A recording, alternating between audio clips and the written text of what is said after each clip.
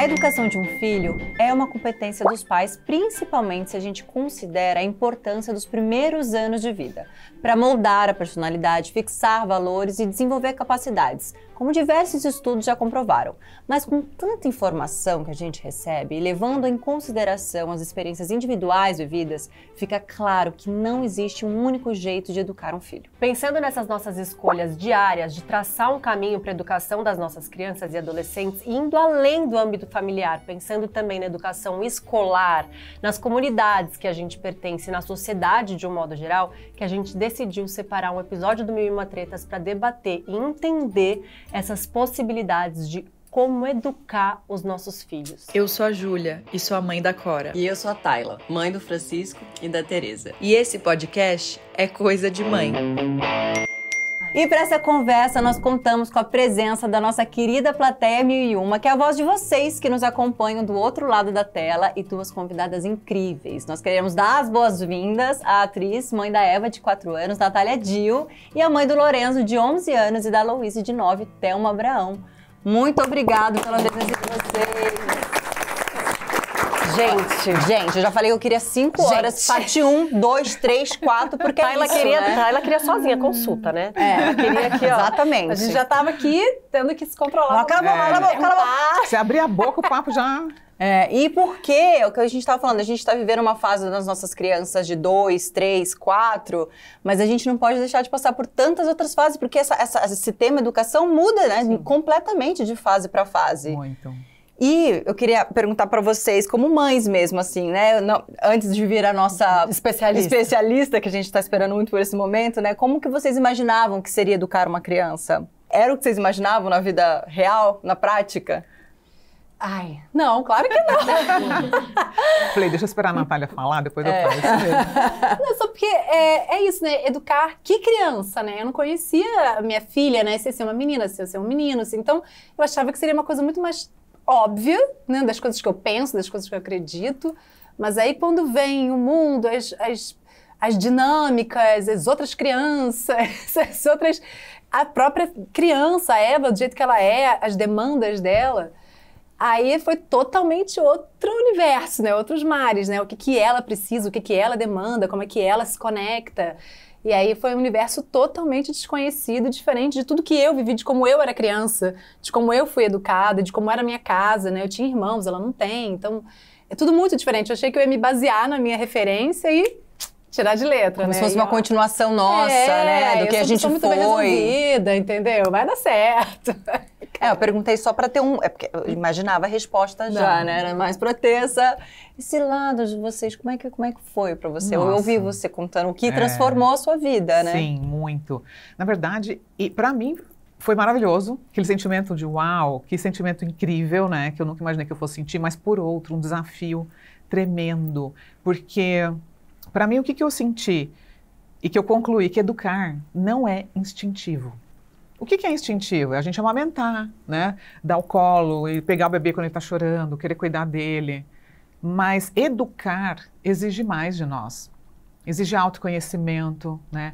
Autorreflexão. Você tomar consciência de como que você fala, de como que você se comporta, de como que você lida com o outro. E quando a gente não é mãe, é muito fácil a gente pegar todas as nossas dificuldades, jogar embaixo de um tapete e fingir que não existe. Mas eu falo que quando eu me tornei mãe, assim, a criança nasce com um espelho, né? E aquele espelho te incomoda, porque você fala, caramba, você começa a falar alto, a criança vai lá e fala alto com você também. Se você não tem paciência, daqui a pouco você vê o seu filho agindo igualzinho você. Então você fala, opa, eu quero que ele mude, mas na verdade eu tô vendo que eu sou assim também. Então é desafiador, porque eu acho que é uma oportunidade muito grande da gente evoluir, né? Da gente olhar para as nossas questões que precisam de olhar, de compreensão. E né? muito porque a gente vem, né, acho que a gente é uma geração que está fazendo essa mudança, né? Sim. Porque principalmente a Tayla já trouxe isso em alguns episódios na casa dela não era assim, né? De lá atrás, nossos avós, não era, a violência era uma coisa comum, Sim. né? Você usar da agressividade era uma coisa comum. Sim. Aí eu tenho uma curiosidade, hoje você é uma super referência na educação, né? Assim, você está aí trazendo ferramentas para milhares de pais e mães, milhões e milhões de pessoas que te acompanham para poder mudar esse sistema, né? Tipo, pra gente ser essa geração que faz diferente. Da onde que isso começou? Isso começou de você querendo se melhorar como mãe, né? De você querendo encontrar as próprias ferramentas. Você tinha pais que já te educaram nesse drive acolhedor e empático e generoso? Não foi. Você sabe que eu tinha muito medo de ser mãe, gente. Eu só fui querer ser mãe com 36 anos. Por quê? Parece alguém que eu conheço. Eu via a minha infância, né? Tipo, via meu pai e minha mãe num casamento a vida inteira, mas eles brigavam muito. Então eu via aquelas brigas e falava, eu não quero isso pra mim. Então eu decidi que eu não queria casar, né? Então se eu não vou casar, também não vou ter filhos. E aquilo virou meu lema na vida, não vou casar e não vou ter filhos. E aí quando eu cheguei ali por volta dos 35 anos, eu comecei a refletir sobre essa fala minha a vida inteira, né? Eu falei, gente, mas será que eu não quero mesmo? Eu entrei num processo de autoconhecimento muito grande e que eu fui entender que, na verdade, eu não queria repetir aquele padrão. E que eu poderia, sim, fazer diferente. A gente é gêmeas. Gêmeas. Gêmeas. Eu falei, caramba, então é isso. Então vamos trabalhar para fazer diferente. Né? Então me casei. Você e, infelizmente, desculpa, milhões e milhões, né? Exato. Mas que bom que a gente teve essa tomada de consciência e entender que a gente pode construir uma história diferente, né? E aí, gente, quando eu casei e tive filho, eu fiquei muito feliz de falar, caramba, eu quebrei aquela crença, eu estou conseguindo, eu estou amando viver essa fase da minha vida. E, ao mesmo tempo, eu queria ser uma mãe boa para os meus filhos, né? Eu queria ser uma mãe ótima para eles. Eu sentia que eu não estava conseguindo. Eu me via sem paciência, eu me via querendo dar tapa na mão, eu me via gritando. E eu falava, mas ninguém me falou que era tão difícil educar. Por que ninguém me falou isso? E aí eu lembro que eu vivi o desafio de ter um atrás do outro, né? E eu falava, gente, eu queria muito conversar com alguma mãe para falar o que eu sentia, das minhas frustrações e das minhas dificuldades. E, gente, eu não encontrava acolhimento. Eu encontrava muito julgamento. Eu lembro de falar, inclusive, assim, com a minha mãe ou com a minha sogra, ou mulheres mais velhas. E elas falavam assim, mas você tem 2 filhos, eu tive 4, eu tive 5. Nossa, você está reclamando que acolhimento, sabe? Eu falava, gente, ninguém me entende. Eu queria só alguém para falar, é mesmo, é desafiador. Então, eu comecei a enfrentar essa solidão na maternidade. E de achar que eu era uma péssima mãe, porque só eu sentia dificuldade e ninguém não, porque todo mundo parecia muito bem naquele papel. E aí, gente, eu comecei a ficar confusa, porque cada um falava uma coisa. Eu pedia conselho para as pessoas. Como que você faz para lidar, por exemplo, com uma birra? Aí um falava, põe de castigo. A outra falava, não, mostra quem é que manda. E eu tentava fazer o que me falavam, mas a situação piorava e ficava muito caótica. E eu falava, gente, como que ninguém me contou que é assim que funciona? E no meio disso tudo, a gente mudou para os Estados Unidos. Aí eu perdi rede de apoio, perdi família por perto. E eu, né, praticamente só, porque o marido saía para trabalhar com 2 crianças, uma de 2, uma de 3. Uau. E aí é que o negócio pegou para valer, porque era eu, em período integral, cuidando de 2 crianças. E, gente, teve um dia que meu desespero foi tanto que eu falei, ou eu aprendo o que eu não sei sobre educar crianças, ou eu vou fracassar nesse papel como mãe. E foi nesse dia que tudo mudou. Porque nesse dia eu entendi que era algo que tinha que mudar em mim. E eu estava querendo muito mudar os meus filhos, sabe? 2 crianças pequenas. E eu falei, bom, eu vou buscar então conhecimento. E aí, gente, eu comecei a estudar comportamento infantil para ser uma mãe melhor. Para saber como lidar com uma birra, para saber como lidar com o choro, tudo isso nos Estados Unidos. E ali eu fui começando a entender, né, que não adianta a gente querer que os nossos filhos sejam calmos se a gente não é.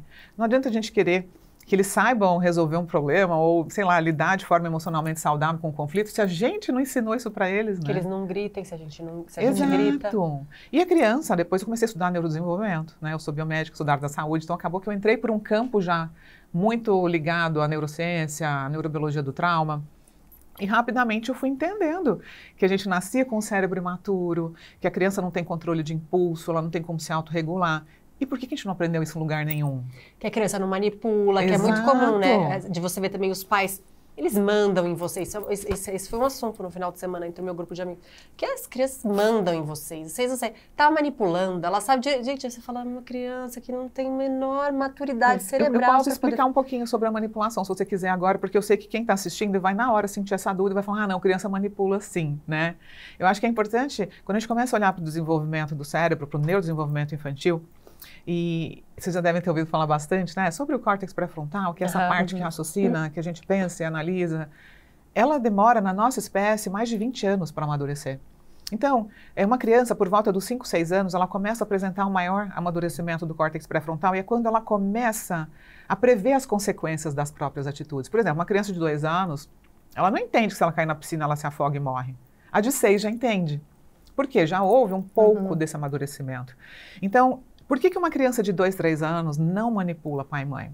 Porque para manipular, eu tenho que ser intencional. Eu tenho que armar um plano. Eu tenho que ter uma sequência lógica de raciocínio. Bom, quando a minha mãe chegar, eu vou começar a chorar. Depois eu vou fazer isso, isso e isso. Aí depois eu vou fazer outra coisa. Eu preciso de funções executivas. A minha filha tá nesse bloco aí. Não sei. Eu acho que ela pode ser estudada. Calma que eu vou chegar na parte tô brincando, tô brincando. Pra mim, eu falava, eu tinha certeza que ela manipulava assim. Eu vou chegar nessa parte. Aqui agora com você, porque pra mim ela manipula. Para você entender por que isso acontece. Uma coisa é eu agir de forma premeditada, usando raciocínio lógico, usando minhas funções executivas, fazendo um planejamento estratégico. Isso leva mais tempo para a gente conseguir. Agora, por que uma criança de 2, 3 anos muitas vezes tem um comportamento que você fala, olha, parece que ela sabe o que está fazendo? Porque a gente tem um instinto de sobrevivência muito forte. E a criança, ela percebe o que eu estou fazendo, que chamou a atenção do papai e da mamãe, de forma positiva e também negativa. Porque muitas crianças não recebem atenção positiva. Porque o pai e a mãe estão muito ocupados, porque o pai e a mãe não conseguem se conectar emocionalmente, trabalha muito, não está disponível para dar atenção. E a criança percebe o quê? Caramba, quando eu me comporto mal, quando eu choro, quando eu faço uma birra... Ela para tudo que ela tá mamãe e papai vêm. E essa atenção que eu recebo é melhor do que nada. E é claro que tudo isso é muito inconsciente, mas a criança, por depender emocionalmente e fisicamente do pai e da mãe, ela precisa daquela atenção. Então, isso acaba reforçando no cérebro uma associação entre quando eu ajo assim, eu recebo atenção. Não é manipulação, é instinto. Então, isso reforça muitas vezes um comportamento negativo. E que o pai e a mãe falam, meu Deus, por que essa criança toda vez, né, chora? Então, vamos ver. Qual é o comportamento? Essa criança está sendo abastecida emocionalmente? E eu acho que volta naquele lugar que você falou do seu insight de preciso ir lá aprender, senão eu vou fracassar, que é a criança chorando, a gente normalmente sem saber o que está acontecendo, rodando 500 pratinhos ao mesmo tempo e para olhar de repente, porque é o único horário que na hora que o negócio está pegando fogo e vira o ovo ou a galinha, né? O que veio primeiro. E aí a gente acaba não abastecendo as necessidades emocionais. Porque todos nós nascemos com necessidades físicas, né? O que é isso? A gente precisa que a nossa mãe nos amamente, a gente precisa ser protegido, a gente precisa que alguém troque a nossa fralda, a gente não consegue andar, falar. Nós somos 100% dependentes do cuidado de um adulto cuidador, seja a mãe, o pai, o avó, a pessoa que cuida de você. Só que não são apenas as necessidades físicas, a gente também tem as necessidades emocionais. E elas são profundamente importantes para o desenvolvimento do cérebro humano. E o que é, Thelma, essa necessidade emocional? O primeiro delas é segurança. O nosso cérebro busca por segurança. E o que é segurança? É afeto. A criança quer sentir que ela vai sobreviver. Para o cérebro, segurança é vida. Então, se essa criança chora e tem um colo, se ela está com fome e é amamentada, se ela precisa estar suja, alguém troca, ela começa a se sentir segura. Depois dessa segurança emocional vem o quê? Outra necessidade importante, que é o pertencimento. Todos nós queremos pertencer. Ah, Thelma, tem 8 bilhões de pessoas na Terra. Pois é, todas as 8 bilhões de pessoas na Terra precisam pertencer. Não é querer, é uma necessidade. Porque para nós, para a nossa espécie, a gente viveu muitos anos, né, milhares de anos atrás, em pequenos grupos. E então, o que acontecia com a pessoa que ficava fora do grupo? Ela tinha uma maior chance de morrer, ser comida por um predador, de morrer de fome. Então isso está no nosso DNA, o pertencimento para nós é vida, é sobrevivência. Então onde é o primeiro lugar que a gente pertence? É na família. E é fundamental, porque se eu não me sinto pertencente, amada e bem-vinda dentro da família, provavelmente quando eu chegar na escola, eu também não vou me sentir. Quando eu chegar no namoro, no trabalho, na sociedade. Então, da onde vai vindo essa construção? Ali do primeiro lugar, principalmente no relacionamento com o nosso cuidador primário, que normalmente, grande parte das vezes, é a mãe. Né? Faz sentido, gente? Muito, muito. Todas as fichas caem. E faz sentido desde o começo. Como saber, né, que você não está suprindo, né, esse limite, né, de você ter sua vida, mas ao mesmo tempo você também querer estar ali.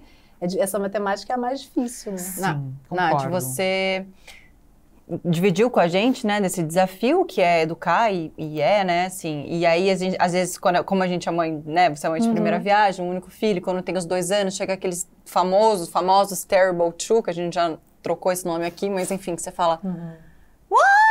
O que tá acontecendo aqui, né, porque não sei se você passou por isso na sua casa, mas é meio que normal da fase, Sim. né, depois Thelma pode falar, e aí vem os 3 que você acha que vai passar, não passa, e vem os 4 que dizem que é pior que os 2, conta pra gente um pouco desse, que momento você tá agora? Cara, é porque é difícil, assim, eu tive essa fase, quer dizer, sempre, que eu também fui procurar, também fui estudar, né, a gente estava até perguntando de alguns livros de neurociência, entender esse cérebro imaturo, né, como lidar com as crises. Só que a Eva tem uma coisa que é muito legal, que ela é muito articulada. A gente há muito tempo, desde ela muito pequena, a gente sempre conseguiu conversar com ela, trocar, assim, a gente minimamente conseguia uma conexão com ela. E meu marido também, ele é muito incrível nesse lugar, porque ele tem uma coisa que me ensina também, que ele não deixa passar nada, sabe? Ele é muito atento às questões. Então, se tem alguma questão, alguma situação, a gente sempre tenta olhar e conversar. Então, sei lá, eu li esse livro, né, que era O Cérebro da Criança. E isso foi muito bom porque me deu mais paciência para tentar entender que aquele ciclo vai demorar e ao mesmo tempo que eu tenho que conectar com ela, que a coisa vai passar. Mas ao mesmo tempo tem uma coisa que eu entendi para mim, que é assim, cara, às vezes não vai dar certo sempre, entendeu? E também tem a especificidade dela, né? O que ela precisa, que é diferente de uma outra criança, né? Então isso foi me ajudando um pouco. E é maravilhoso, porque a gente puxar pra gente, né? Você foi atrás de literatura, você foi atrás de estudar. A gente, quantas vezes, né, já aconteceu de eu te falar e de você me falar que quando a gente perde a paciência, a gente se vê num lugar que a gente fala, caramba, olha o tanto de conhecimento que a gente tem, olha quantas horas de conversa e especialistas a gente tá aqui fazendo e de repente a gente se vê perdendo a paciência com o nosso filho, falando um pouco mais alto, de algum jeito que a gente não gostaria. E nessa hora, que importante que é, de fato, a gente chamar a responsabilidade pro adulto que somos, né? Do tipo, e é uma conversa que eu trago muito pro meu marido também dentro de casa, do tipo, às vezes, parece que são 2 crianças de 3 anos, que às vezes o adulto tá levando aquela situação pro pessoal. E falo por mim também, de às vezes não conseguir enxergar. Me incluo 100% nessa daí. Agora, sabe o que foi muito legal? Nessa fase, a escola chamou para uma conversa com a turma toda. Apontando justamente para esse momento. Dos 4, dessa fase agora. Não, era já do 3. 3. Então, todos os pais assim, meio desesperados, né? Tipo, como é que você vai passar? É normal, você também. E aí eles falaram essa frase, né? Que a crise, ela também é uma oportunidade. Sim. Eu falei, cara, oportunidade de quê, meu Deus? Tava tudo tão bom, tava procurando oportunidade nenhuma. E aí isso foi legal também, que é entender, né? Que assim, às vezes é uma oportunidade dela aprender também, né? Aquela situação. Então ajudou, isso foi muito legal da escola, pra unir e a gente não se sentir tão sozinho. Eu gosto quando você fala assim, né, que o seu parceiro, né, o pai de sua filha, é muito observador de não deixar passar as coisas. Queria que você falasse um pouquinho sobre isso, porque era justamente o que a gente estava falando aqui antes. Eu falei, guarda, que eu também quero falar desse tema, assim. Porque muitas vezes, cara, eu tô na fase da birra o dia inteiro, para absolutamente tudo. E eu cedo muito, assim, tipo, não vou comprar essa briga agora não. Pai de fantasia, não vou comprar essa briga agora. Não, agora eu vou comprar essa vida. Não come, não tá com come. Você vai deixando de comprar várias. Sim. Eu tô falando por mim, né? Várias vezes por coisas, obviamente, que ao meu ver tá tudo bem. Mas que aí agora eu tô começando a me tocar de que não tá tudo bem. De que eu tenho que deixar a criança se frustrar, que eu tenho que deixar, mas assim, ela se frustrar me frustra muito também. Porque é difícil, né? É muito difícil. Vem a Tayla, a criança que não sabe lidar com isso. Porque minha mãe... Posso explicar? A gente pode falar sobre isso, se você quiser. Quero. Eu amo, a gente pode falar sobre isso. Mas eu queria só que se você... Não, se o que você trouxe é sobre isso, ou é outro lugar, dessa coisa de observar e... Ele tem essa coisa que é muito legal. Ele realmente não deixa passar nada. Então, até assim... com uma outra criança, sabe? Sei lá, se ela fala alguma coisa que não é legal, é muito fácil a gente falar, desde criança, passou, sabe? Porque você quer se resolver ali, né? E falar assim, cara, isso que você falou, foi legal? Você acha que ela gostou? Sabe? Continuar a conversa depois. Ou então, quando acontece alguma situação, trazer de novo a conversa para elaborar aquilo. É muito fácil. Acontece uma situação e você fala, deixa ir com as crianças, nem sabe o que tá fazendo. Sabe? Tipo, não, peraí, isso que você tá fazendo, aí nomeia, não sei o quê, sabe? Então, ter essas conversas, porque é muito fácil. Falar, chega, gente, não sabe. Sei lá, essa é a nossa visão. E né? tem uma coisa também quando você fala que chamam na escola, né? A gente falou disso no outro episódio, do comportamento dos nossos filhos nos colocar como boas ou más mães, né? Então também entra nesse lugar do, putz, se a minha criança tá falando assim na rua, na escola, se é uma fase, ai, que bom, então tá a sala toda, ai, não. Né? Uma validação, uma validação do pelo isso é comportamento culpa da sua. criança. Porque né, isso é muito legal, a gente tem uma troca muito legal com os outros pais, a gente é muito apaixonado pela turma, a gente ficou super amigo, e não é fácil, porque é isso, às vezes uma criança fala uma coisa horrorosa pra outra, às vezes bate quando começou a mordida, né, aquela coisa. Então a gente trocava muito, ai, meu filho te mordeu, desculpa. Então a gente tem uma coisa de trocar e tentar entender, e cada um tá numa fase, cada família tem suas dinâmicas, né. Às vezes chega um irmãozinho, às vezes não sei o quê, então a gente tem essa troca que é muito legal também, muito respeitosa, né, isso é muito bom. Então, eu tô nessa fase que eu tô começando a ficar atenta a não deixar passar, né? Tipo, deixar ele se frustrar, eu fico muito... Como eu realmente tenho 2 em casa, você sabe bem que eu tenho filho quase as mesmas diferença que eu. E aí um copia o outro, tá tudo bem com um, mas o outro começa a fazer, o outro também começa a fazer a birra pela mesma coisa. Tem hora que eu cedo muito, assim, sabe? De tipo, pra não se frustrar, você quer esse, não era a hora de comer esse negócio, não era a hora de fazer isso. E aí eu vou cedendo para não evitar o caos. Eu e entendo, aí, né? hoje eu realmente posso falar que eu comecei a observar e conversar com ele. O que você tá sentindo é raiva, o que você tá sentindo dá nome, você tá frustrado, eu entendo, mas enfim, hoje eu comecei a fazer esse movimento de segurar mais, de peitar mais, porque senão realmente, né, como é que faz? Conta pra Eu gente. super te entendo. É muito humano, né, gente, esse sentimento, porque realmente é um desafio hercúleo você lidar com tanto conflito, ainda mais com 2 crianças pequenas, né? Porque primeiro você tem que lidar com quem? Com você mesma. E você não é só mãe. Você cuida da casa, você trabalha fora, você tem as suas responsabilidades, você tem tantos papéis, né? E principalmente quando a gente está sobrecarregada, seja no trabalho ou com outras funções, a paciência diminui. Nossa. O estresse aumenta, às vezes você não está dormindo direito. Imagina só quão pesado fica. Então é importante a gente se humanizar e acolher essa dificuldade do que ficar, não, eu tenho que dar conta de tudo, eu sou mãe. Eu acho que a gente primeiro tem que sair desse pedestal. Não sou perfeita. Eu vou errar sim, mas vamos tentar errar menos, né? O que a gente pode fazer para errar menos? Então, pensa só, 2 crianças, né? Que você tem uma de 2 e uma de 3. É um desafio enorme, porque os 2 são 100% dependentes de você. Elas não fazem nada sozinhas ainda. Então, a gente precisa olhar para um lugar maior aqui, que é a nossa capacidade de lidar com as nossas emoções. A gente chama isso de autorregulação. E nós somos uma geração que a gente não aprendeu a fazer isso. Os nossos pais não sabiam se autorregular. Como é que a gente foi educado? Na base do grito, não é? Do tapa, da ameaça, do castigo, do chinelo, do cinto. Exatamente. Eu lembro de correr da minha mãe, entrar embaixo de uma cama e com medo de apanhar, ela puxava a cama para lá e eu ia junto, sabe? Ela puxava a cama para cá, eu ia junto. E o cinto ali de baixo. Ai, meu Deus do céu, não saio daqui de jeito nenhum. Então, a gente não aprendeu a lidar com as nossas emoções porque a gente nunca viu um adulto fazendo isso. Então, apesar da gente já ser adulto, ter um córtex pré-frontal 100% amadurecido, nós não desenvolvemos a nossa capacidade de lidar com o que a gente sente. Então, quando a gente está com raiva, grita. Está com raiva, xinga. Está com raiva, vai lá, transforma tudo num caos e depois se arrepende, porque a gente não recebeu educação emocional. Agora, imagina isso com uma criança que não tem condições cognitivas de lidar com a raiva dela. Então, qual é o maior desafio, gente? O maior desafio não é a gente controlar o comportamento dos nossos filhos. É a gente aprender a controlar o nosso comportamento. Porque para isso eu vou ter que desenvolver habilidades que a gente não tem, gente. E isso é onde foi o lugar que eu tive que me colocar. E uma jornada muito longa para aprender a sentir sem ferir. Aprender a sentir a raiva. Não é evitar a raiva, porque é impossível. Sim. Como é que você fala, não vou sentir raiva? Não dá tempo. Isso vem de um lugar do nosso cérebro que é instintivo, é muito rápido. Então, não é sobre não sentir a raiva. É sobre aprender a sentir a raiva sem me ferir e sem ferir o outro.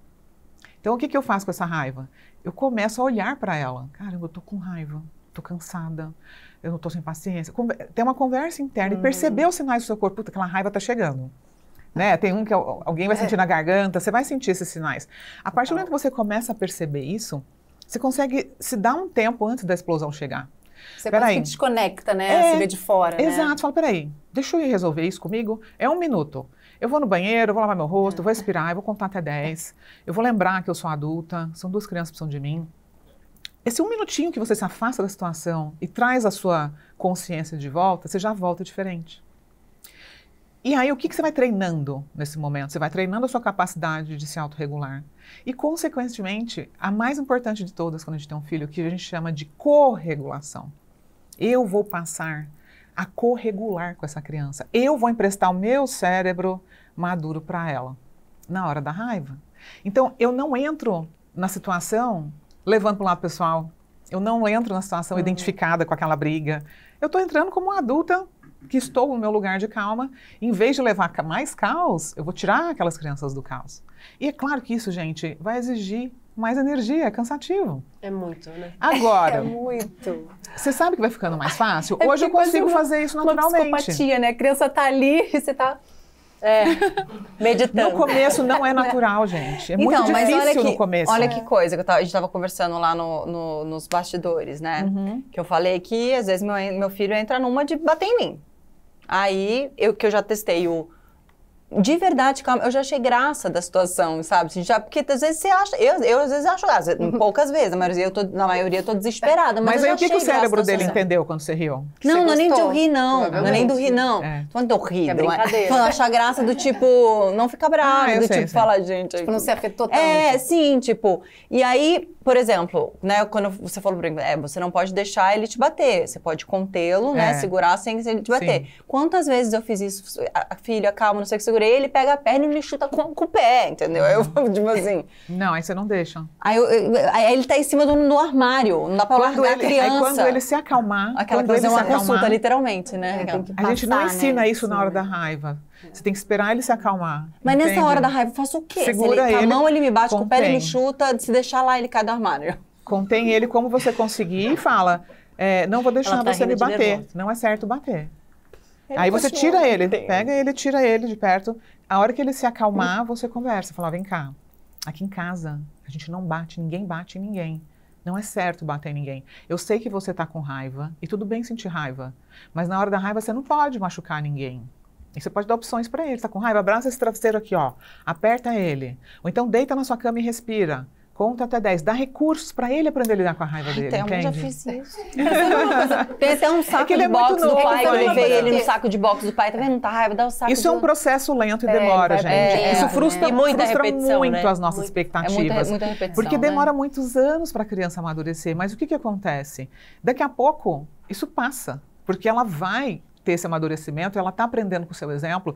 E quando você vê ela com 5, 6, 7 anos, uau! Tá lá, o que você falou. Que aquele dia não resolveu. É isso. Tá Eu lá, vejo né? isso Isso é muito agora legal. nos Não meus vai filhos. dar certo agora, mas você vai Não, tentando e exato. uma hora vai dar. E isso frustra muito as nossas expectativas de pai e mãe, porque a gente quer tudo rápido. Sim. E esse é o maior desafio. Porque você acha que você vai conseguir mudar o seu padrão de ficar com raiva ou explodir rápido? Não vai. Aprender a desenvolver uma habilidade leva tempo. E entender isso é desenvolver autocompaixão. Por nós, pelo nosso processo. E também pelo amadurecimento dos nossos filhos. Tira a gente daquele lugar de, nossa, eu já falei uma vez, né? E já quer que a criança faça. Não é assim que funciona.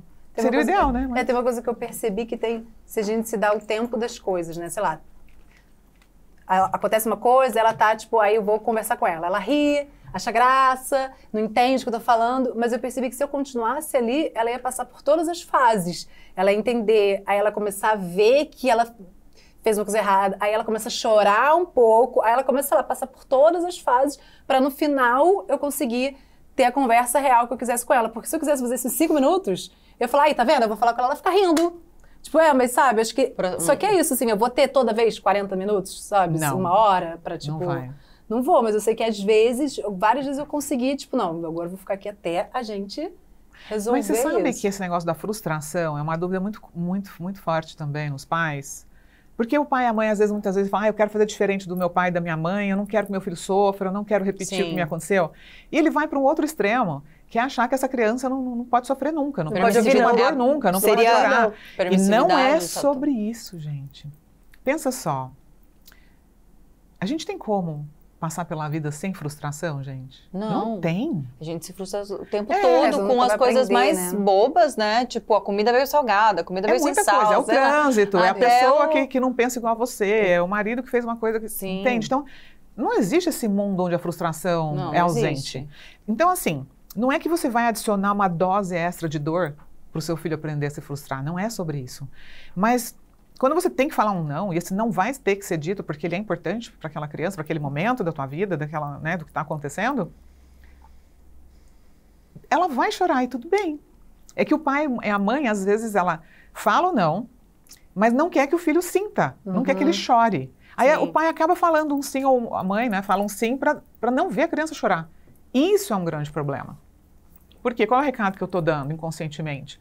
Você não é capaz de lidar com um não, né? Eu não confio na sua capacidade de sobreviver a uma frustração. Você falando do não, eu até queria falar um negócio que eu comecei a aplicar e eu vi muito resultado, nem lembro aonde foi que eu li, se bobear foi até você, algum vídeo de alguém que eu vi na internet, e eu comecei a aplicar e eu vi em casa, e acho que todas essas diquinhas, esse é o episódio pra gente, que a gente puder ajudar, pra gente dar, até ouvir também, se vocês tiverem alguma coisa na casa de vocês, que foi o não seco. Meu marido é muito de tipo, eu queria, sei lá, comer um chocolate e falta 10 minutos pro jantar e é quarta-feira, ela só come lá em casa. O meu marido fala, não. A criança, automaticamente, aquilo era a coisa mais importante da vida dela. Naquele momento já vira. Aí eu comecei a sempre devolver com pergunta. Eu falei, chocolate, filha? Mas pode? Chocolate na semana, durante a semana? Ela começa a pensar. E eu começo a trazer ela para elaborar. Isso em qualquer situação. Tô dando exemplo do chocolate, mas tipo, ela queria ir também com fantasia e na escola da minha filha é totalmente proibido. Mas você já viu alguém indo de fantasia? Será que pode? Será que a dona Maria vai deixar você passar no portão de fantasia, filha? Será que não sei o quê? E daí ela vai elaborando comigo, em vez de eu simplesmente falar, não, que às vezes a gente também tá na correria. E você deixa ela eu deixo ela chegar na resposta. Não usei isso não. Isso. Lá em casa é... Não, e começou. E daí eu entendo que é isso, sempre Mas tem sim, um caminhozinho total. mais difícil. Sim. Mas aí você aí fala, Não, será? é ótimo. Aí E nem é tão, né? esse é mais. Na quarta pergunta, ela já.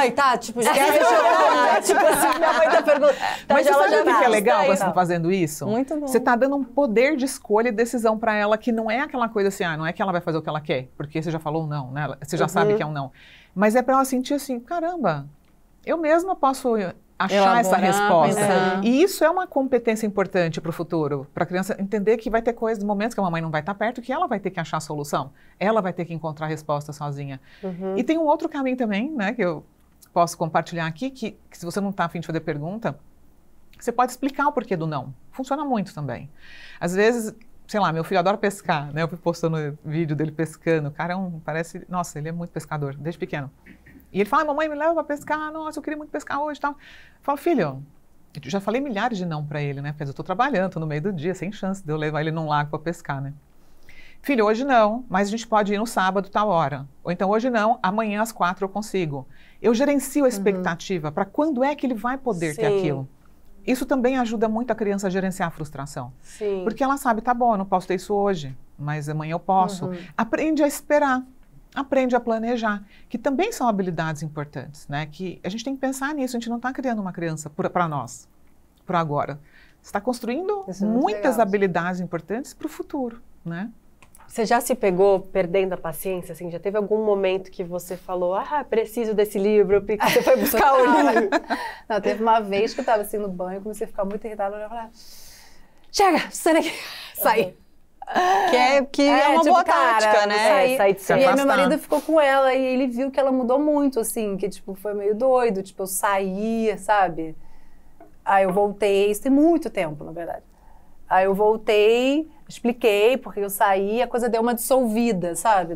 E como elas entendem, né? Tudo. Teve uma vez também que eu saí de cena e eu sempre falo pra ela, quando você se acalmar, a gente conversa. Quando você se acalmar, eu saí de cena e daí daqui a pouco vem ela... Mamãe, quando você se acalmar, a gente pode conversar. Eles aprendem, né? Tudo. Entendem e aprendem, né? Com a gente. A gente foi respeitoso. Eu lembro que tinha uma coisa quando eu era criança que eu odiava, que era tipo... E era assim, não, ela já vai esquecer. Agora veio, sabe? Uma coisa tipo, agora você viu que não pode, né? Tipo, você dá uma... desmotivada quando a criança dá o braço a torcer, sabe? Tipo, às vezes eu fazia uma coisa e falava, agora você se arrepende, né? Tipo, E eu lembro que eu ficava louca com isso, então eu não queria dar o braço a torcer, porque eu não queria ouvir esse tipo de, sabe? Então eu me controlo muito pra, tipo, quando ela se acalma, tipo, respeitar muito esse outro momento, né? Você conseguiu me explicar direito? Dela mudar de ideia. Mudar de ideia Sim. e não ser ridicularizado, né? Dizer, agora você mudou, né? E a gente pode mudar de ideia. Nossa, né? tô pensando aqui, eu vou ser... Gente, eu vou embora, tá? Não, eu tô pensando assim, várias vezes eu falo, não faz isso, não faz isso, não faz isso, se machuca, eu falo... Eu avisei. Eu falei, e ainda falo com caso... Quando é bobo, né? Já falei isso aqui, quando a coisa é boba, eu falo, perfeito, será que agora aprendeu? E agora eu falei, não... Mas, gente, é difícil a gente não falar, eu te avisei, né? Tem hora que não dá. muito. Eu falo às vezes também, eu penso, eu não devia estar falando isso. É consciente. Ai, você também fala? Mas é gostosinho então ele fala falar, um né? pouco. Dá aquele negócio. Não, de novo, com coisas realmente, tipo, cara, não se pendura. Por favor, dá pra não se pendurar do avesso, não sei o que, nesse negócio de meia que você vai escorregar. Por favor, você vai se machucar. Mamãe tá protegendo você. Chata! Mamãe tá protegendo você. Mamãe te ama, não quer que você se... Mamãe não pode deixar você se machucar. Aí, pô, eu falo, doeu, filho. Vem cá que a mamãe vai dar um beijinho, mas tá vendo? Eu falei. Gente, é um desafio, né? Fala sério. Nath, a gente já trouxe aqui várias vezes, né? Porque, querendo ou não, educação é um tema que passa por vários episódios, né? E o desafio, enfim, você já trouxe aqui que o seu parceiro é muito legal, né? Nesse lugar de educar. Mas como é que é na sua rede de apoio, assim? Essa coisa de educar quando a avó deseduca, a sogra atrapalha, a amiga que fala o errado, não era isso? Como é que é difícil, né? É difícil, até porque... A minha mãe ficou bem doida no início, assim. Minha mãe ficou, vocês estão sendo diferentes. Foi bem... E eu e minha irmã, a gente esteve praticamente junto, né? O meu sobrinho tem um mês a mais que a minha filha. Só que ela mora em São Paulo. E minha irmã logo depois teve de novo também. Então, minha irmã tem 2. E é isso, assim. Só que eles são muito diferentes. Então, cada criança tem um desafio diferente, assim. Com certeza. Mas teve uma vez que aconteceu isso. Que a Eva tava... Enfim, aquelas crises e tal. E aí eu lidei de um jeito... Mas isso é calma, né? Eu tive calma, e peguei, fui lá pra dentro, esperei, respirei, aí conversei com ela, a gente voltou. E eu lembro que a minha mãe ficou muito impressionada. Que ela falou, cara, que legal, né? Porque eu acho que ela se viu, tipo, 30 anos atrás. Eles devem recortar pra eles no passado rapidamente, né? Acho que eles nem lembram. Será que elas lembram? Eu acho que eles não lembram de nada. Eu também acho que não. Porque eles não têm noção. Acho que... Eu também tenho a sensação de que não tem também noção. chuto que não lembram direito. Acho que era meio, sabe... Não, e eu acho que também não tinha o conhecimento, né? Do mesmo jeito que o conhecimento, ele sufoca a gente um pouco num lugar de ter tanta informação e às vezes, principalmente falando de educação, né? Tem um que manda à direita, outro manda à esquerda. Naquela época eles não tinham o julgamento, a cobrança, né? As regras todas, a cartilha que a gente brinca da mãe perfeita que tem aqui. Mas eu lembro, por exemplo, da minha mãe, sei lá, na primeira vez que a Cora já tinha um pouquinho mais de consciência, caiu, e aí minha mãe falou assim, foi nada, tá ótimo, tá ótimo. Eu falei, não, mãe.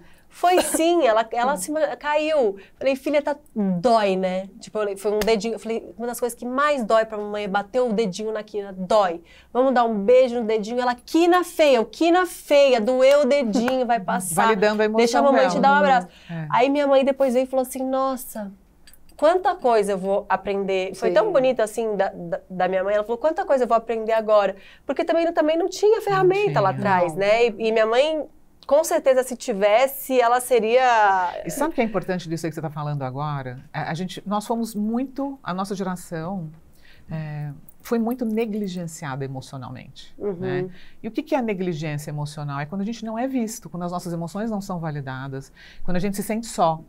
Né? Quando quem deveria cuidar, apoiar, na verdade estava emocionalmente ausente. Não porque era mal, porque era ruim, não. Acho que os nossos pais fizeram o que eles podiam, com o que eles tinham, do jeito que eles aprenderam. E como você mesmo falou, a gente é a primeira geração que está tendo acesso a tanto conhecimento, né? Mas a negligência emocional deixa marcas importantes, né?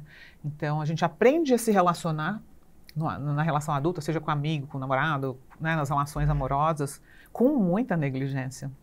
Né? Às vezes a gente vai lá, fala uma coisa, machuca a outra pessoa, fere, e você não faz reparação de danos.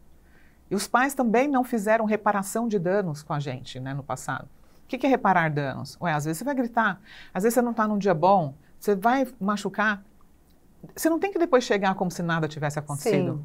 Tem que existir uma reparação. Olha, filho, eu falei isso, isso e isso. Eu sei que eu errei, eu sei que eu falei que eu te machuquei, que você ficou magoado. Me desculpe por isso. Porque a criança vai lembrar, puxa vida, o que eu sinto e o que eu senti é real. Existiu. É importante o que eu sinto. Porque senão é muito fácil você ser maltratado pelo pai, pela mãe, só porque eles estavam com raiva. Aquilo vira o seu padrão de funcionamento e você depois vai buscar relacionamentos onde você vai achar normal ser maltratada, ser desrespeitada, ser ignorada, ser negligenciada. Então, por que eu falo a infância é a base da vida? Porque é ali que a gente está desenvolvendo padrões que a gente vai levar para a vida inteira. O que a gente tolera dentro de uma relação, como que a gente se vê, como que a gente percebe o outro. Então, por que é tão importante esse respeito no relacionamento entre pais e filhos? Vai muito além do que as pessoas imaginam, que é só ter um filho que é obediente ou um filho que vai fazer o que é certo ou errado. É construir um ser humano emocionalmente saudável, que respeita a si mesmo, que conhece os seus limites, que sabe falar, opa, não, você não vai me tratar assim. Não tá tudo bem fazer assim comigo. Então a gente vê hoje Mesmo que os pais tenham feito exatamente o oposto com ele, não. né? Eu acho que Não, eu tô falando justamente o contrário. O quão importante é você fazer diferente, quebrar o padrão. isso, para que lá na frente ela consiga, a criança fazer consiga. diferente. Exato. Como Então, mesmo que os avós não tenham feito isso com o pai. Sim. Eu falo que a gente... Essa geração, então... Nós então, é isso que eu tô falando. aprendendo. Esse pai e essa mãe que sofreram, né? Porque a gente agora, aprendendo a validar a emoção, como você fez com a sua filha, ela tá, puxa vida, olha só, isso doeu sim. Eu não vou ignorar, não é que não doeu. Peraí, olha só, meu namorado terminou comigo, isso tá doendo, né? Isso, você aprende a sentir. E isso faz com que a gente tenha mais educação emocional e também saiba gerir melhor as nossas emoções, como a raiva, a frustração, as emoções que vão surgindo, né? Eu quero até aproveitar e chamar a Dejana, que ela também tem filho de 4 e 2 anos, então ela tá aí nessa diferencinha de vocês.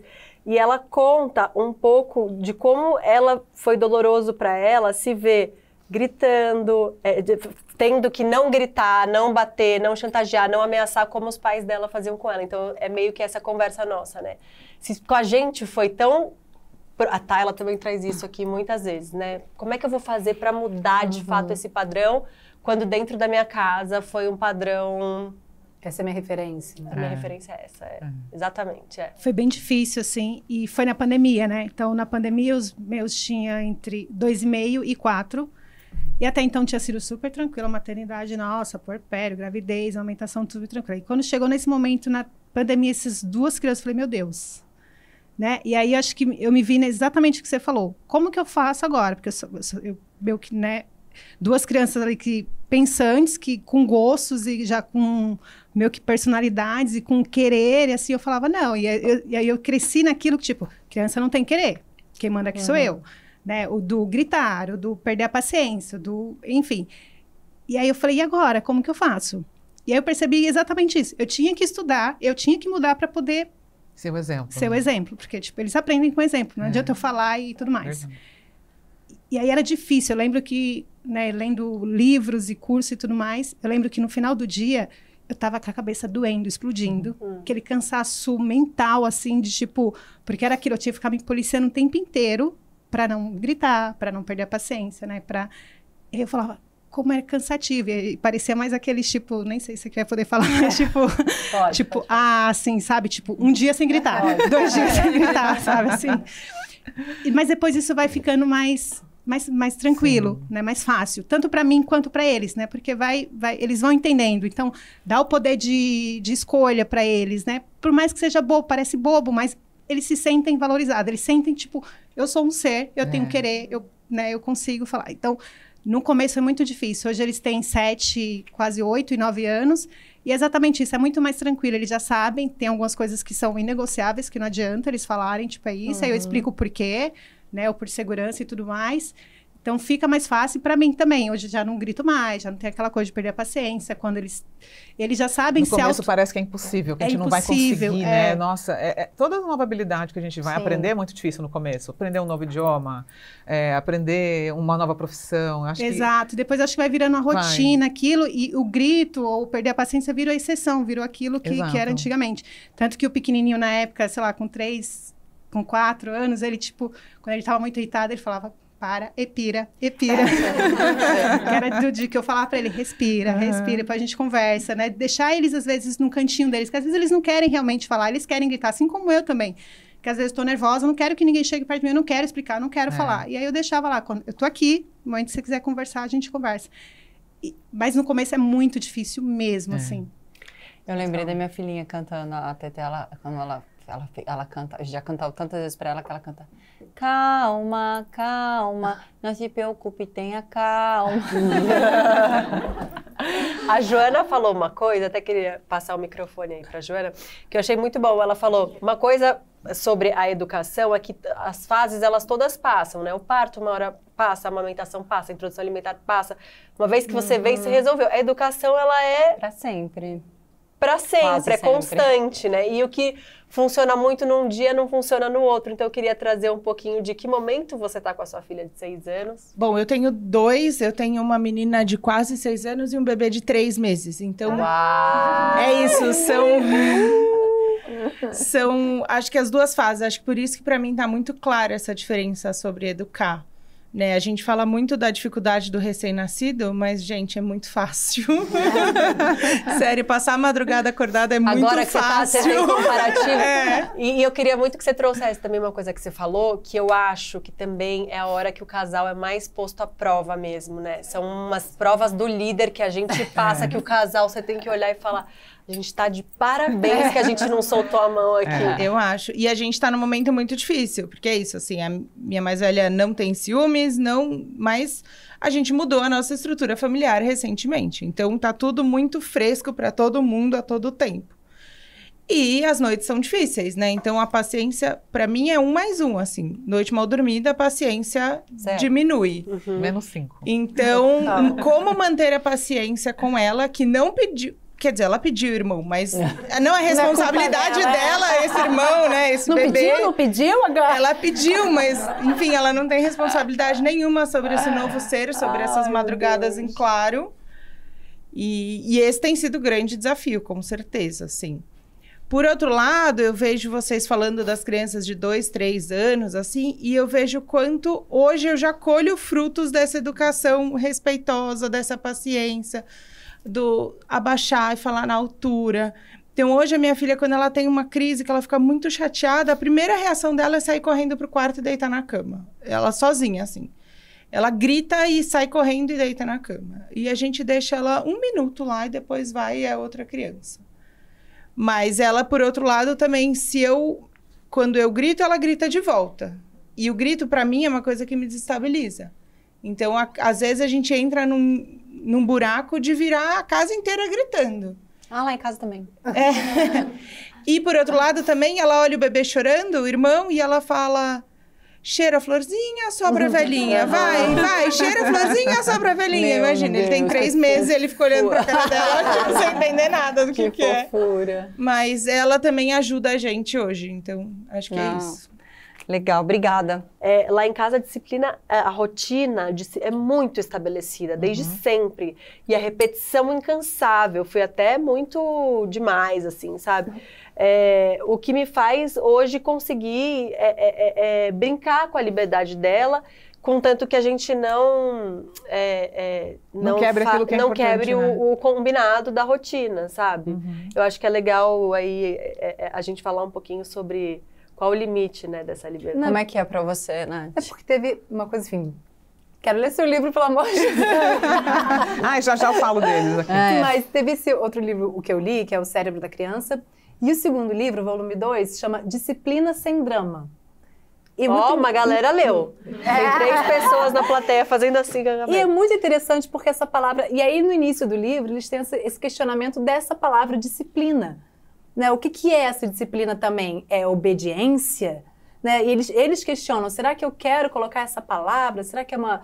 E aí, é bonito nesse livro que no início eles questionam, porque tem uma coisa da ordem, tem uma coisa da obediência, mas a disciplina pela palavra, pela etimologia dela, quem é o discípulo é o aprendiz. Então, a disciplina é o conhecimento. Então, quando você entende que a disciplina que você está querendo passar, qual o conhecimento que eu estou querendo passar, para mim me deu um start muito grande. Então, assim, eu quero que ela me obedeça, eu quero botar uma disciplina aqui, temos uma crise. Então, qual é o aprendizado que ela vai ter? O que eu quero ensinar? agora é só pra me obedecer e pronto, acabou, porque ela tem que aprender. É só sobre autoridade? Isso também pode ser importante. Maravilhosa essa reflexão. Ou será que não? Será que, tipo, Tem o que valor que eu quero? agregado. O que eu quero ensinar pra ela, assim? E aí, me vem naquela frase a crise é uma oportunidade, né? Porque é isso, quando dava no meio das confusões, eu parava, pensava, tá bom, o que eu quero ensinar, né? O que eu acho que é importante pra ela aprender nesse momento, que não vai ser a mesma coisa que outra criança. Outra criança vai precisar de outro aprendizado. Mas colocar a disciplina no lugar de aprendizado me deu um...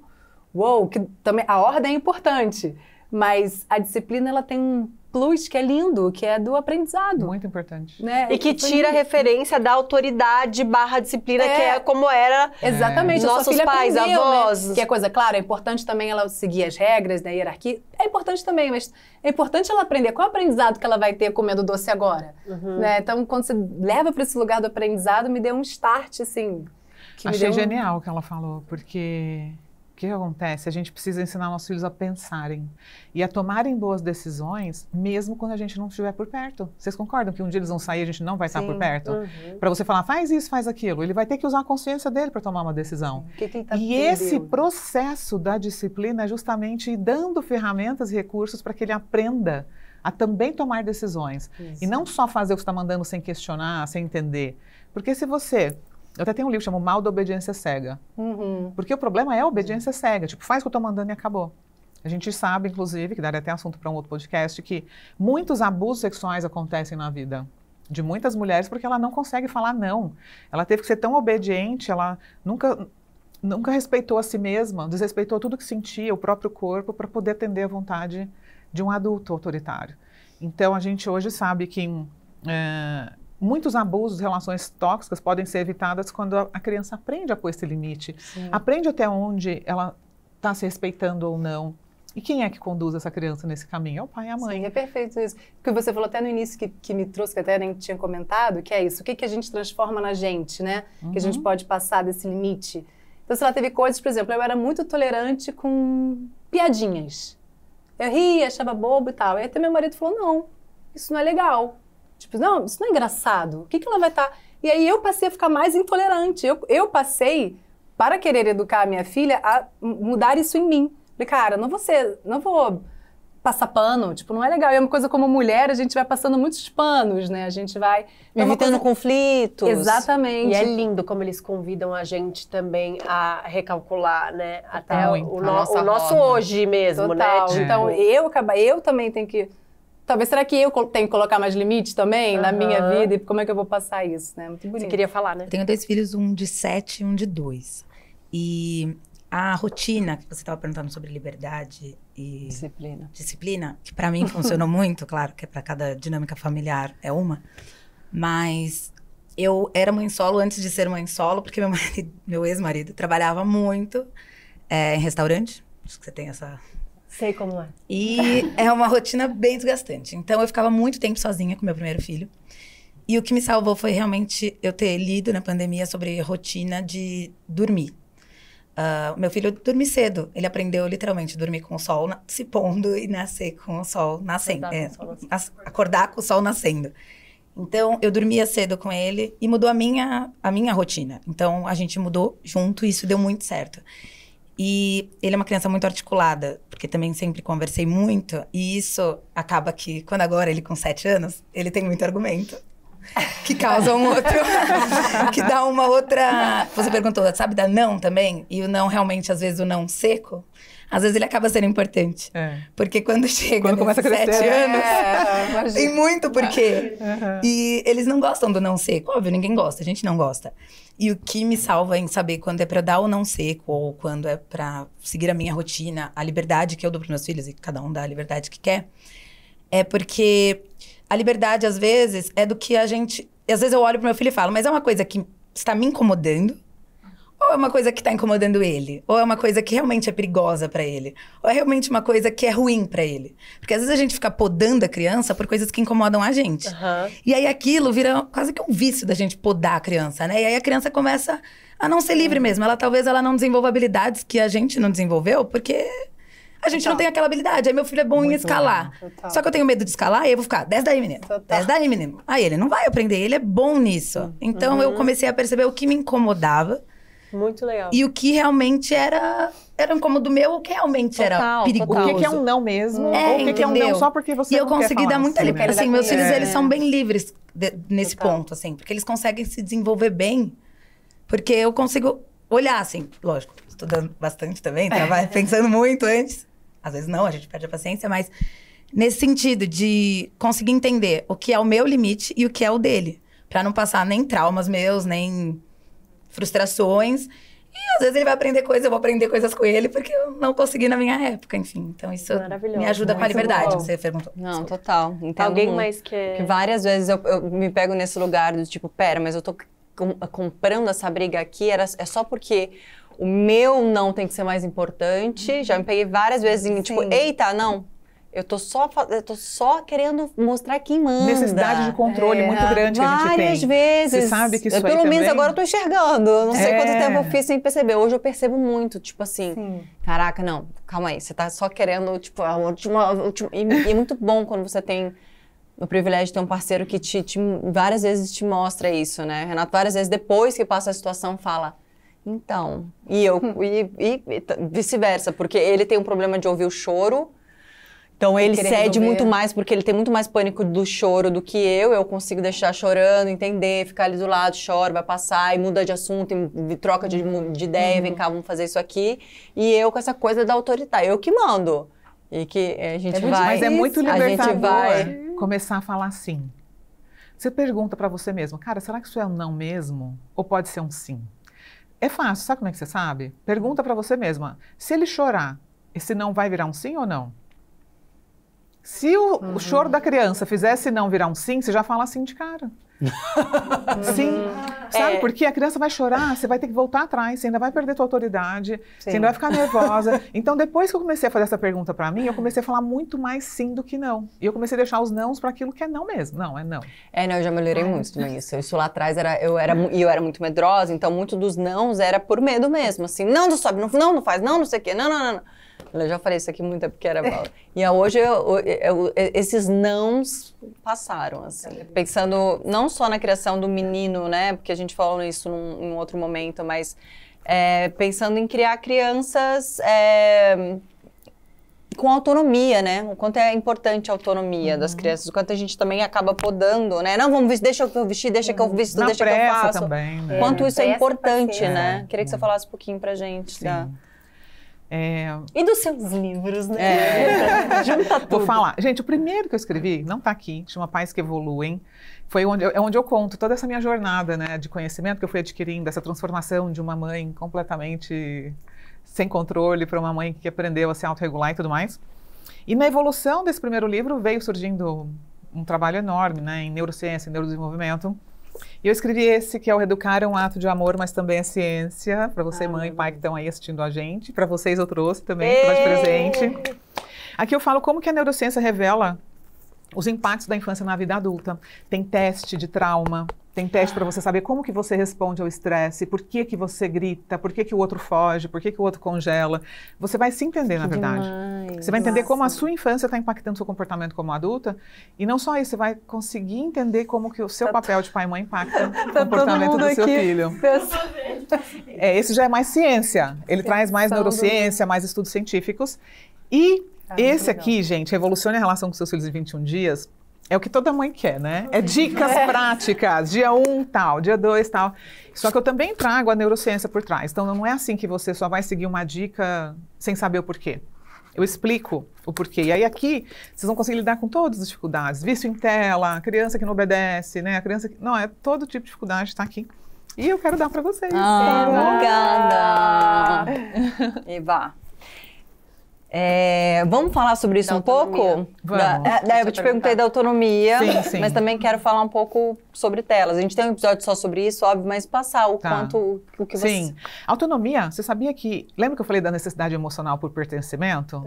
Então, uma outra necessidade emocional que nós temos como ser humano é nos sentir capazes. A gente precisa. O que acontece quando a gente não se sente capaz, não se sente útil? A gente deprime, né? A gente se sente... sem lugar na vida. Para que eu sirvo? Eu gostaria de contribuir, né? Nossa, a gente fica buscando esse senso de capacidade, de utilidade. Isso na criança é tão forte. Você viu que a criança quer ajudar? Vai no mercado, ela quer carregar a sacolinha, ela quer ajudar você. Ela vai quer botar. Não, o quanto se sentem maravilhosas, Muito. assim, quanto mais, eu fico sempre pensando tudo que eu posso incluir, porque o quanto eles se sentem bem mesmo, E o né? tanto que isso desenvolve neles o senso de eu consigo fazer. Mas nós, muitas vezes, por medo ou por superproteção, a gente acaba falando, não carrega isso não, deixa que eu carrego. Não, você não consegue, deixa que eu faço. E você vai tirando do seu filho a oportunidade dele ir desenvolvendo esse senso de utilidade, de capacidade, né? Então, é importante que desde pequenininho você dê essa oportunidade. Como? Filho, olha só, a roupa tá suja, vamos pôr no cesto? Põe no cesto. Vamos pôr na máquina para lavar? Conforme a criança vai crescendo, você pode ir dando várias utilidades para ela, função mesmo dentro de casa, né? Seja para arrumar o quarto, colocar as coisas no lugar. Tem muita gente que me pergunta, Thelma, eu devo dar recompensa, né, para o meu filho quando ele arrumar o quarto, ou quando ele fizer as coisas em casa? Na verdade, não. Porque qual é a recompensa? Todo mundo respirou aliviado. Qual é a recompensa? A recompensa é o bem-estar que a gente tem quando, por exemplo, você entra no seu quarto e acha tudo que você precisa no lugar certo. Quão bom é estar num lugar organizado e limpo. Então, eu falo que é uma recompensa intrínseca. Isso gera automotivação no futuro. Porque senão você começa, olha, eu vou te dar R$5 para você arrumar seu quarto. Vou te dar R$10 para você lavar a louça. Daqui a pouco o menino quer uma bicicleta, daqui a pouco ele quer um carro, daqui a pouco ele não quer mais estudar porque você tem que receber uma recompensa. Então, desenvolver essa habilidade intrínseca de falar, cara, eu gosto de estar num quarto arrumado, eu gosto de saber onde estão as minhas coisas. É uma habilidade importante para a vida futura. Né? Isso trabalha também na autoestima, no pertencer, muito, em tudo isso, muito. né? Está muito relacionado, porque a criança que se sente útil, ela tende a se sentir bem com ela mesma, isso aumenta a autoestima dela. Aumentando a autoestima, ela socializa melhor, ela pertence mais, então você vê que é um ciclo muito grande. Então, quando a gente fica tirando da criança, porque deixa que eu amarro o seu tênis porque eu faço mais rápido. A gente tem que desacelerar, porque a criança vai ter que treinar. Ela vai demorar mais, mas ela vai aprender. Então, é desafiador, mas a gente precisa ter essa espera, né? É fácil falar, vai sujar, é muito fácil. É quando você vê, você está fazendo tudo. Aí você tem um adolescente que não faz nada, e você fala, cara, meu filho não faz nada. Tá, mas você deixou ele fazer? Você ensinou ele a fazer? Né? Então, é importante a gente se olhar, né? Quer falar? Bom, minha filha tem 2 anos e 7, e quando ela tinha uns 11 meses, eu participei de uma palestra com um psicopedagogo, muito incrível, e ele estava falando sobre a formação de pais e filhos, né, a relação. E aí ele trouxe uma frase que me marca até hoje, que é: mãe, leoa cria filho gatinho. E aquilo me pegou muito já com, 11 meses, que a criança ainda nem anda, nem faz presepada. E eu falei, meu Deus, agora eu já tô me enquadrando na mãe leoa que vai criar um filho gatinho. Quais são os próximos capítulos, né? E aí, dali, eu decidi fazer diferente, né? E eu tenho vivido coisas, assim, incríveis depois dessa mudança. E até recentemente, foi, sei lá, um mês atrás, mais ou menos, eu, meu marido e minha filha, a gente foi numa padaria lá, onde a gente mora, que a gente gosta bastante, tem um mega espaço kids e tal. E aí foi a primeira vez que a gente ficou sentado lá do lado de fora e deixou ela brincar sozinha. Aí meu marido foi lá no buffet e tal, eu fiquei ali só olhando. Lógico que não de costas, fiquei de frente lá pra olhar. Aí ela foi brincando e tal, aí cada minuto que passava eu era mais surpreendida. Aí ela subiu o brinquedão sozinha, e eu ficava enfiando a mão naquela rede lá, tal, subiu sozinha. Aí atravessou a ponte.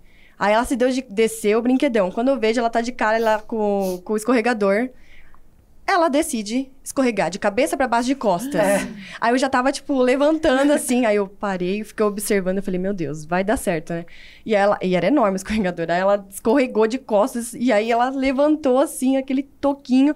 Mamãe, você viu? Eu correguei. E aí, gente, eu começo a chorar no meio da padaria. Aí volta meu marido com a bandeja. Que você tá chorando, né? E aí eu expliquei pra ele o que tinha acontecido e falei que eu fiquei muito orgulhosa, primeiro dela e de mim também, né? Porque eu falei, eu tenho certeza que se eu estivesse lá, ela não teria escorregado desse jeito. Tenho certeza. Então, nossa, eu fiquei muito feliz. É uma coisa besta, ou não, né? Mas que fez muita diferença. Essas pequenas coisas todos os dias fazem uma diferença tremenda. Não, demais. Né? E até a Júlia falou uma vez da Cora de amarrar o sapato, né? Que é sobre isso. Às vezes a gente nem imagina que eles conseguem só dá um espaço que, isso. né? Muito legal isso. Muito Nesse negócio de legal. Espaço Kids é fácil você querer entrar ali. É difícil essa... Aí vão ter outras crianças maiores. Não, juntou a criança maior, tem que me botar a camisa de força aqui pra olhar de longe. Gente, criança maior. Não fico de longe, não fico de longe ainda não. Não fico. É muito difícil. Tem várias outras coisas pra evoluir aqui. Deixa essa assim. Daqui a pouco eu mexo nisso. Criança maior. Tem uma frase que fala assim, que por trás de crianças que confiam em si mesmas, existem pais que confiaram nela primeiro.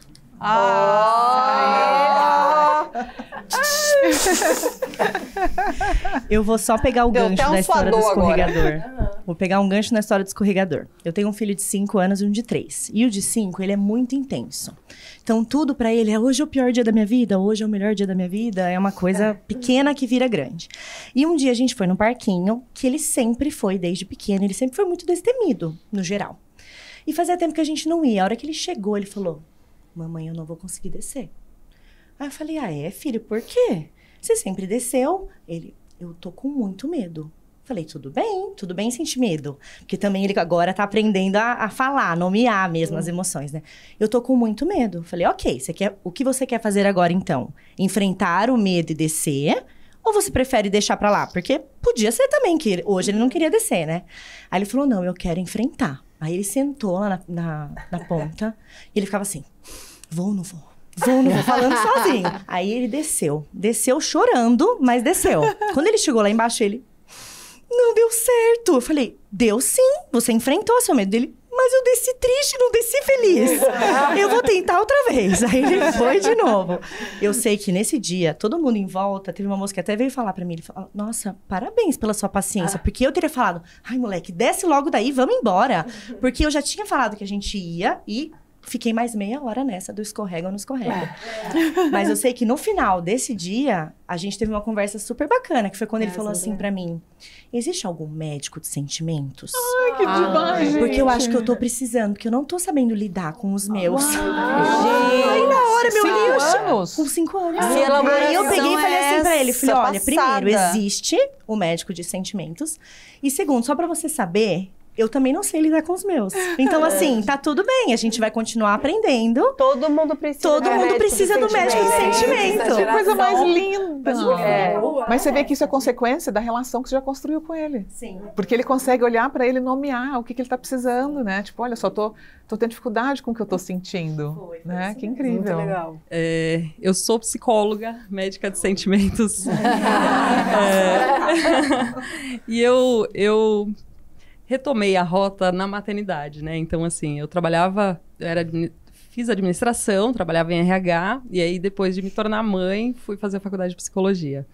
Então, eu também sou apaixonada pelo desenvolvimento infantil, amo a Thelma, tenho seus livros, assim, eu acho que é essencial a gente aprender a como ser melhor a cada dia, né? Eu acho que é importante a gente ter a nossa identidade, eu acho que cada ser humano, cada mãe, cada pai tem a sua história, a sua vivência, mas quando a gente tem esse movimento de olhar para os nossos filhos e pensar assim, não, eu quero que seja um pouquinho melhor, e aí, pensando nessa questão de desenvolvimento humano mesmo, né? O quanto para eles é importante que a gente esteja bem para que eles também possam ficar bem. Eu acho que isso vai muito de encontro com o que a Thelma traz.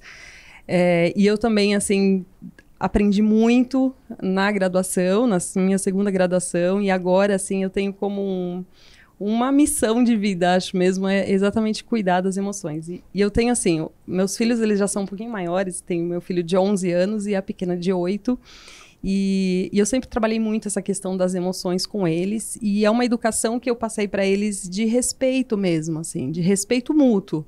Tanto eu respeitando eles, quanto eles me respeitando. Então, é uma coisa interessante que eu tenho minha semaninha de TPM ali, né? Que é um pouco mais tensa.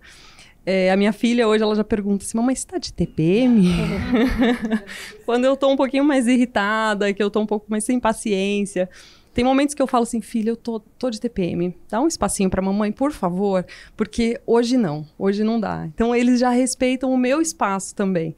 E é interessante que, assim, no começo da minha maternidade, na minha história de maternidade, eu tinha um pouco desse olhar, dessa visão de respeito com a criança, e eu era vista como uma mãe fraca, assim, né? Então as pessoas falavam assim, não, criança não tem o que querer, criança não... Eu via pessoas da minha convivência falando isso, e eu era vista como uma mãe fraca. E hoje, vendo os meus filhos já um pouco maiores, indo bem na escola, tendo um bom relacionamento com os amigos, né? Enfim, tendo esse olhar, assim, diferente de respeito. E aí é interessante que as pessoas falam, nossa, você tem sorte, tem 2 filhos muito educados. Deu trabalho. Eu sei a minha sorte. Lá em casa a sorte tem outro nome. Exatamente. É isso. Sabe que quando você fala da autorregulação, várias coisas que você trouxe, me lembrou, eu fiz um retiro de autoconhecimento agora, que colocou muita gente com os filtros, né?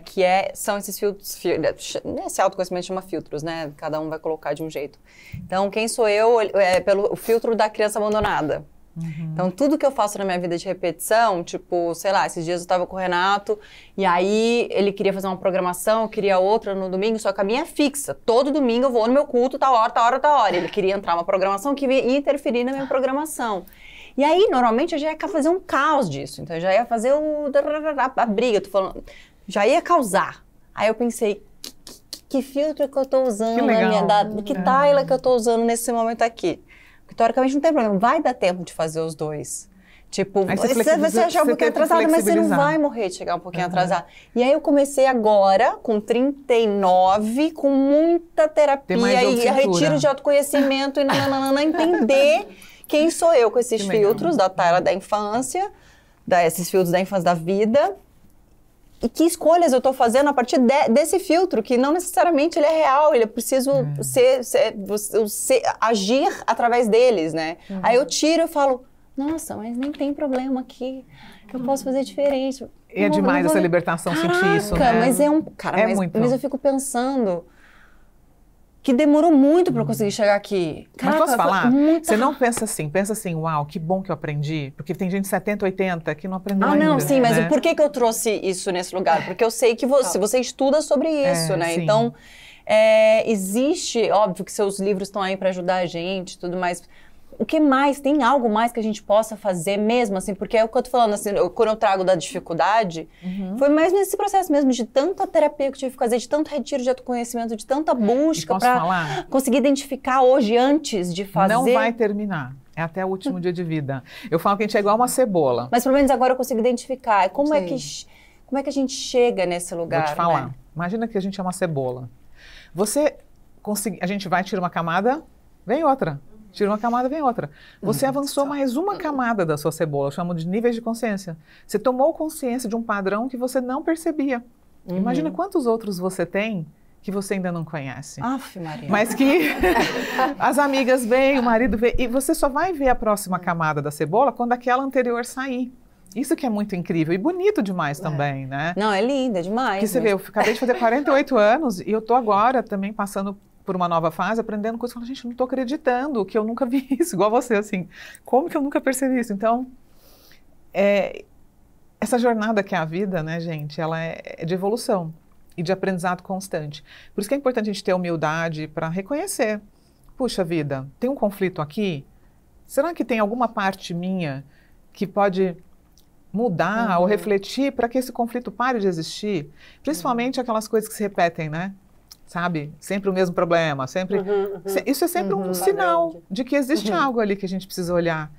E que às vezes vai precisar de dor para olhar. Às vezes a gente não olha no amor, né? Sim. Às vezes vai precisar de uma briga, às vezes vai precisar de uma ruptura, às vezes vai precisar de um desafio no trabalho, para você falar, caramba, deixa eu parar para olhar. Então seria bom a gente poder aprender no amor, né? Com certeza. Como?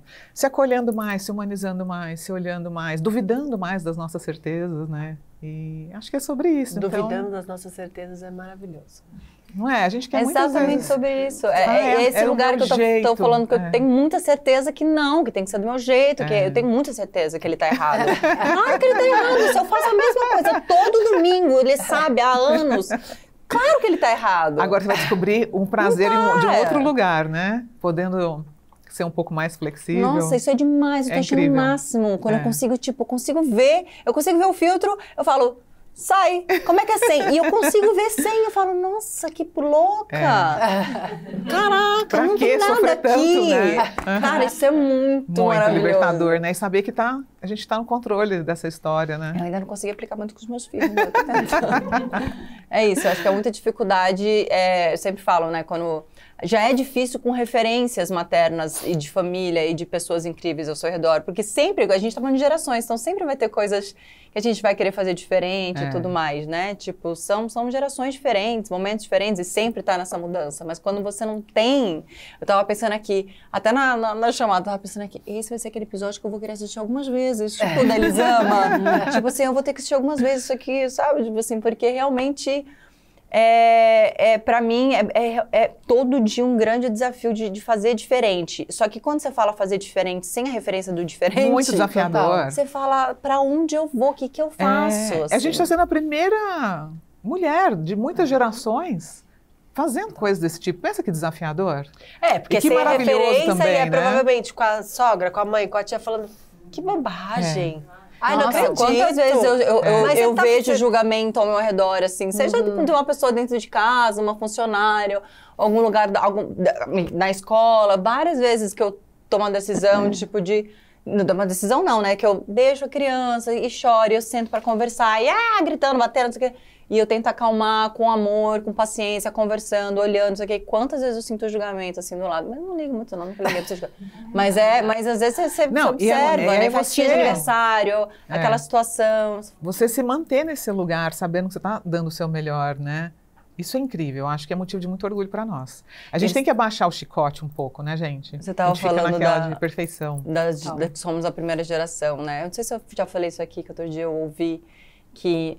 Muito próximo, né? Que os meus avós criaram os filhos para sobreviver. A luta da mãe era para sobreviver, as nossas mães era para educação, né? Para que fizéssemos a escola, faculdade e tal.